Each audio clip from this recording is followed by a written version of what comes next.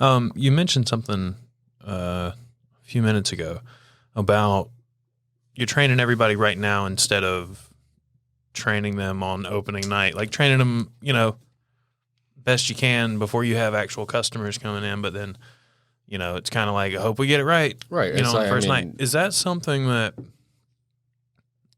I would assume if I went somewhere like a new Chili's that just opened, right?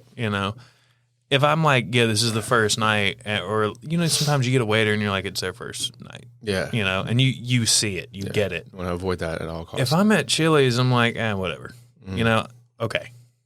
I feel like because I don't go to a lot of fine dining establishments, if I were to go to one of those, I'm going to be understanding. But a person who's like normally going to those kinds of places, I would guess they have a higher standard. Maybe they don't. I don't know. I'm totally spitballing here.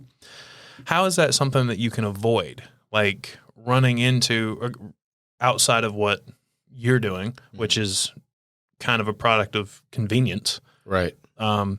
So how is that something that fine dining restaurants avoid if they can? I don't know. Like, do you have like a soft opening where the understanding is like, hey, this is your practice. You're totally practice. Yeah. And, I would say I'm giving away some secrets here, but to be honest, I'm fully committed to like every restaurant being great, especially where I live. Mm-hmm. So if this is a piece of knowledge that people can take, I say take it and run with it. So how we're avoiding that is, okay, you think about it like this. There's an existing restaurant where people are already coming to eat. So even if we are using this time before the branding flip, we're still essentially using real guests to train these new employees, which still leaves a ton of room for human error. It leaves room for exactly what you're talking about of, the table viewing these people being trained as, oh, they must be pretty new. Either new or not trained well or don't care. Right. So to be detailed and to be intentional and diligent in what we're doing, the way that I have found to avoid that is, and this is what I meant about giving away the secrets, but who cares? Like, the way I've found to avoid that is before we let these people wait on guests, they need to wait on other employees. Way more forgiving. Those people have been through the same exact ringer. So say we're both servers.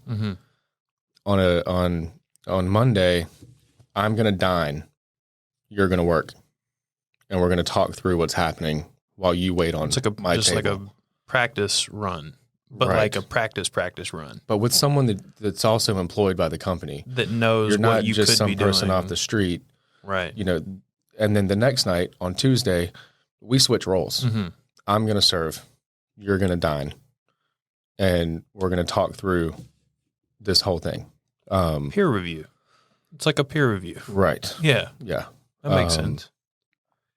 Yeah, because you definitely don't want the guest first experience to be someone who's being trained. They need to be fully ready to go. Yeah. So that's how we've built it. I'm sorry.